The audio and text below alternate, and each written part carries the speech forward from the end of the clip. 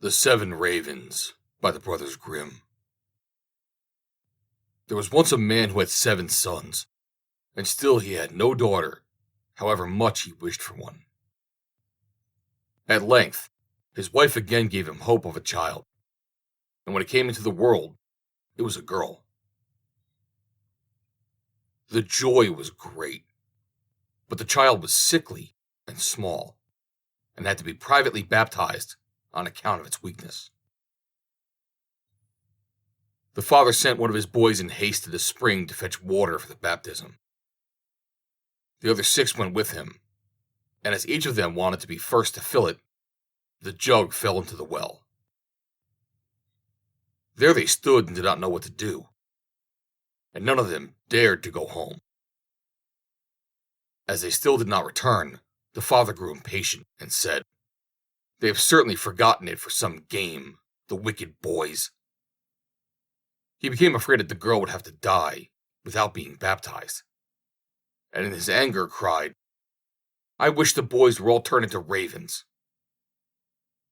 Hardly was the word spoken before he heard a whirring of wings over his head in the air, looked up, and saw 7 coal-black ravens flying away.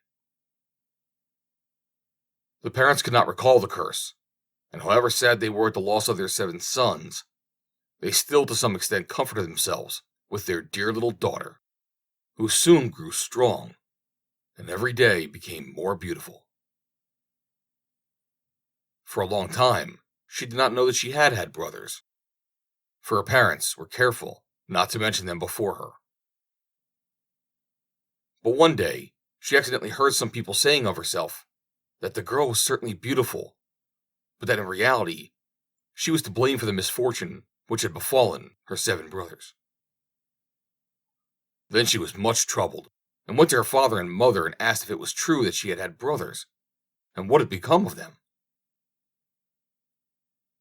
The parents now dared keep the secret no longer, but said that what had befallen her brothers was the will of heaven, and that her birth had only been the innocent cause. But the maiden took it to heart daily, and thought she must deliver her brothers. She had no rest or peace until she set out secretly and went forth into the wide world to trace out her brothers and set them free, let it cost what it might.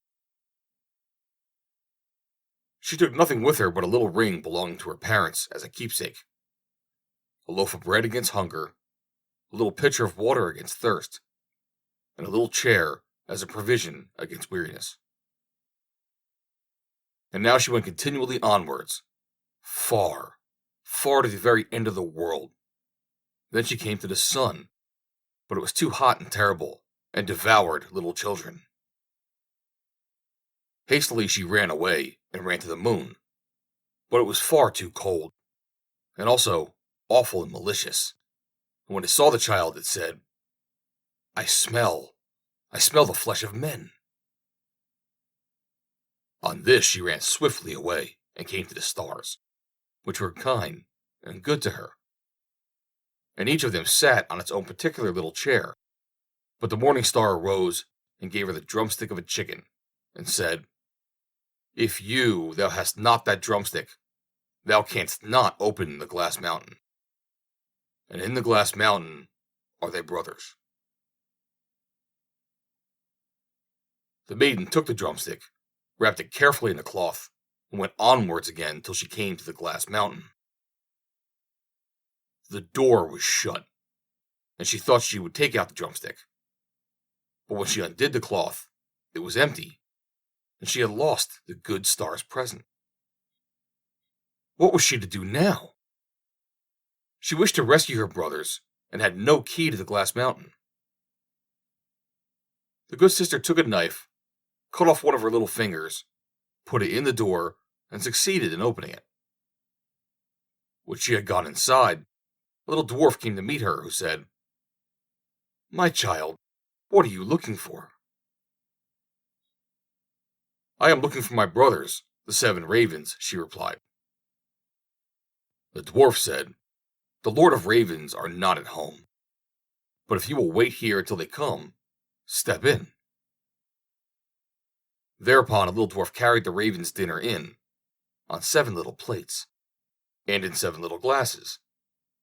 And little sister ate a morsel from each plate, and from each little glass she took a sip.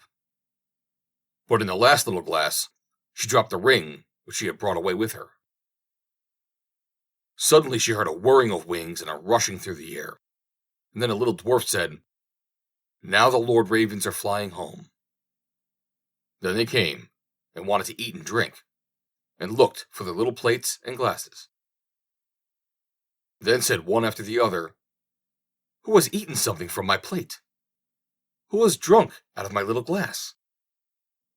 It was a human mouth. And when the 7th came to the bottom of the glass, the ring rolled against his mouth.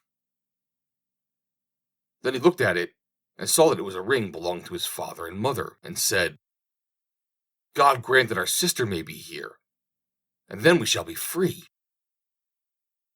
When the maiden, who was standing behind the door watching, heard that wish, she came forth, and on this all the ravens were restored to their human form again, and they embraced and kissed each other, and went joyfully home. The end. Read by Joe DeNoia, Somerset, New Jersey. April 19, 2020.